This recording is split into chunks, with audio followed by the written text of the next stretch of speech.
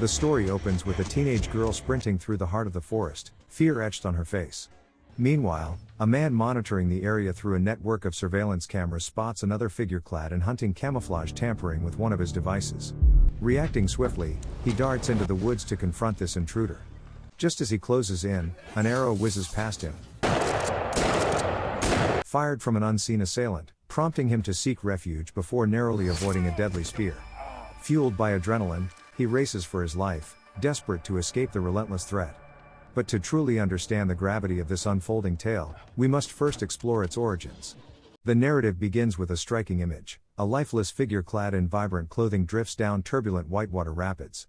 In a contrasting scene, a pair of hunters prepares to take aim at deer, only to be interrupted by Rayburn Swanson, who intervenes to confiscate their weapons and inform them that they are trespassing in a protected sanctuary. The hunters recognize Rayburn, and their exchange reveals his past as a hunter, leading him to reflect, people change. One of the hunters retorts, no, they don't, hinting at the complexities of transformation and regret. Rayburn returns home to his loyal dog, Thor, and is revealed to own surveillance equipment that monitors the sanctuary he now protects. Meanwhile, we meet Sheriff Alice, who picks up her brother, Brooks, from Carl, the local tribal police sheriff. Brooks has been found at a factory, a location that carries an unsavory reputation.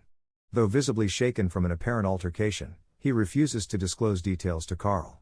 As Alice drives him home, Brooks confesses he was involved in a fight with Sam Moonblood over a woman, mentioning that Sam and another man named Olson are entangled in dubious activities. A sense of unease washes over Brooks as they pass a barn. Sheriff Alice is drawn into an investigation surrounding a potential homicide.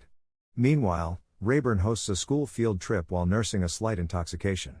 He shares with the children that he manages a sprawling 50-square-mile sanctuary and reflects on his past as a once prolific hunter, a life he abandoned at his daughter's request. Tragedy strikes when the body of a young girl washes ashore, prompting Alice and local law enforcement to launch an investigation. A forensic officer reveals that the body likely entered the water post-mortem about a week prior and bears a vertical scar on her throat.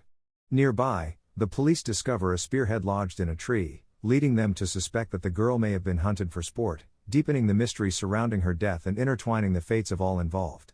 Rayburn drives through town, his heart heavy as he puts up missing person posters for his 14-year-old daughter, Gwen. Shortly after, he encounters Carl and his wife, Debbie, revealing a painful connection. Debbie is Rayburn's ex-wife. In a somber exchange, she invites him to the funeral she is organizing for Gwen and asks him to sign a document that would formally declare their daughter deceased, a necessary step to obtain a death certificate. Meanwhile, Sheriff Alice examines the spearhead found earlier in her office. As she shines a flashlight through it, an emblem reading MB comes into view, hinting at deeper mysteries. Back at home, a distraught Rayburn watches news coverage about the discovery of an unidentified girl's body and feels compelled to investigate. Alice pays a visit to her brother, Brooks, where they share a poignant conversation about their parents' deaths. Brooks poses a troubling question: if he were ever involved in something terrible, would she stand by him? Just then, Rayburn arrives, looking for Alice, urgently requesting to see the deceased girl. They go to the mortuary, where Rayburn breathes a sigh of relief upon realizing the body is not Gwen. Later that evening, Alice finds Rayburn at a bar, determined to help him find Gwen and prove her worth to the town. However, Rayburn is skeptical, viewing the case as cold. Gwen has been missing for 5 long years. The next morning, while surveying the sanctuary, Rayburn spots someone in a heavily camouflaged ghillie suit, disabling one of his surveillance cameras. Fueled by instinct, he gathers his hunting gear and heads over. In a tense encounter, he is struck by a spear in the shoulder but narrowly escapes. His vehicle stalls, forcing him to abandon it and continue on foot. As he wanders, he discovers another pickup truck that likely belongs to the hunter. With quiet determination, he discreetly keys a small X next to its fuel tank before making his way home on foot. Once there, he rewinds the surveillance footage and uncovers a chilling revelation: the hunter has been tracking a human girl.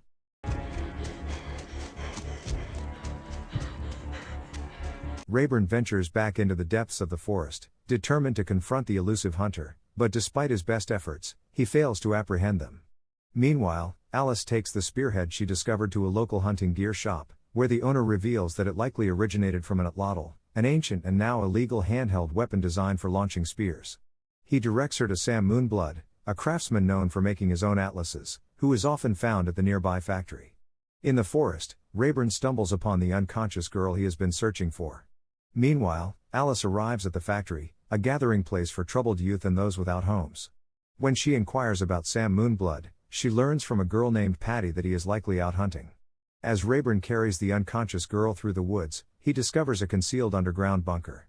The girl awakens but struggles to speak. Instead, she communicates through writing, revealing that her name is Molly. They decide to take refuge in the bunker for the night. Alice, on her quest for answers, arrives at what she suspects to be Moonblood's residence, only to find it deserted.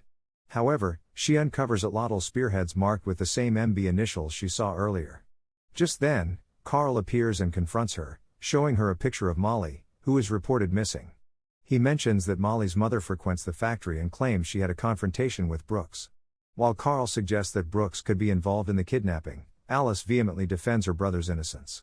The following morning, Alice visits Brooks's home but finds it empty. However, she discovers unsettling newspaper clippings about various kidnappings that raise her suspicions. Meanwhile, Rayburn and Molly continue their journey on foot. During a brief rest, he shows her a picture of his daughter Gwen, but she does not recognize her. As they finally approach Rayburn's home, they hear a familiar sound, Thor whistling in the distance. The hunter, concealed within the depths of his ghillie suit, launches a surprise attack on Rayburn. In a desperate attempt to defend him, Molly confronts the hunter, but he wounds her with his spear. At that moment, Alice arrives, intending to question Rayburn about the firearms he had confiscated from the hunters earlier. She quickly gains control of the situation, pointing her gun at the hunter, who surrenders. However, in a twist of fate, Alice recognizes him as Brooks due to his distinct habit of cracking his knuckles. In a shocking turn of events, she pivots and shoots Rayburn, allowing her brother to flee. Rayburn manages to escape as well. He calls for an ambulance for Molly, ensnares Alice in a bear trap, and drives her car to Carl and Debbie's home. There, he recounts how Alice shot him in a misguided effort to protect her brother. In response, Alice calls for backup, demanding Rayburn's arrest. Carl and Debbie take Rayburn to the factory, where their trusted ally, Dr. Boone, provides medical assistance. Meanwhile, Brooks arrives at the factory searching for drugs. After a brief foot chase, Carl apprehends him. Alice receives the news and rushes to the scene. Carl stands firm in his belief of Rayburn's account, reminding her that she lacks jurisdiction in his county and denies her access to Brooks. Shortly thereafter, Brooks leads the police, including Alice and Carl, to a barn where they discover Sam Moonblood.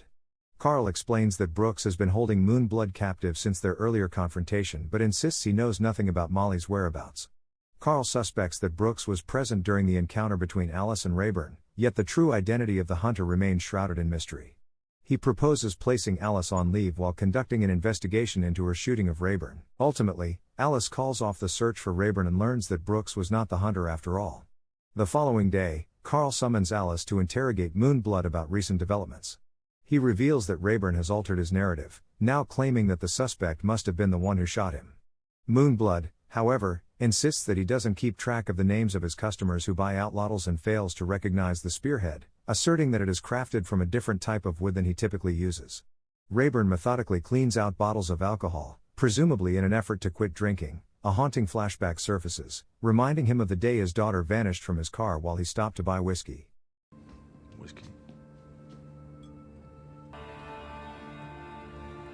That old bottle of whiskey has become a painful relic of his past, a constant reminder of his loss. Meanwhile, Alice visits the gravely injured Molly in the hospital, where she is struck by a chilling similarity. Molly bears a scar on her throat that mirrors the one found on Jane Doe's body earlier in the investigation.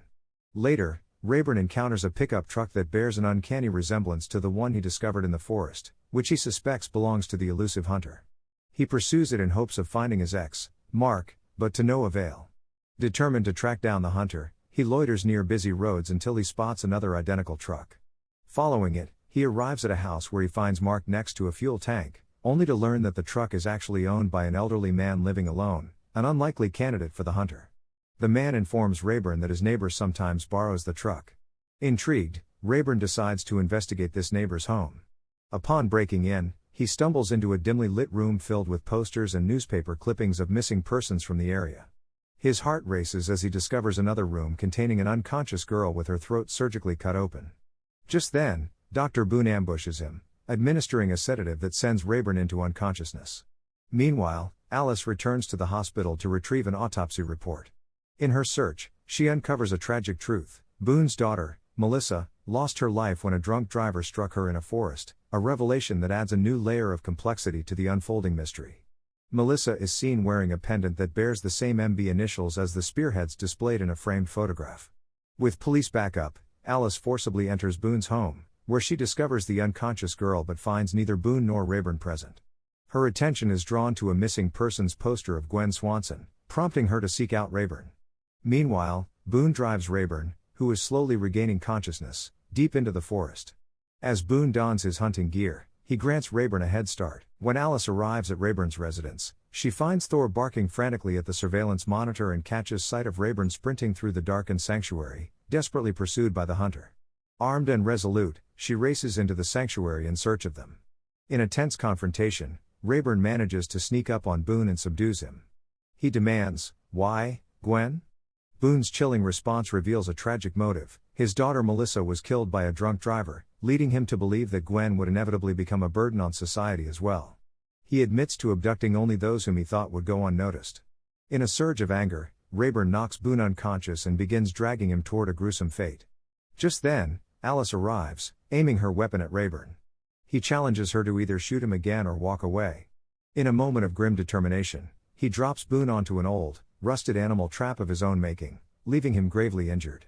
Boone, now fatally wounded, pleads with Rayburn, asking if he will abandon him to die like an animal. Rayburn coldly replies that he wouldn't leave an animal to suffer, and he proceeds to cover the trap, leaving Boone behind.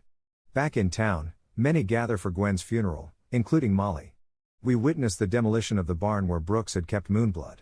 A police radio announcement reveals that Dr. Boone is now missing and suspected of being a serial killer.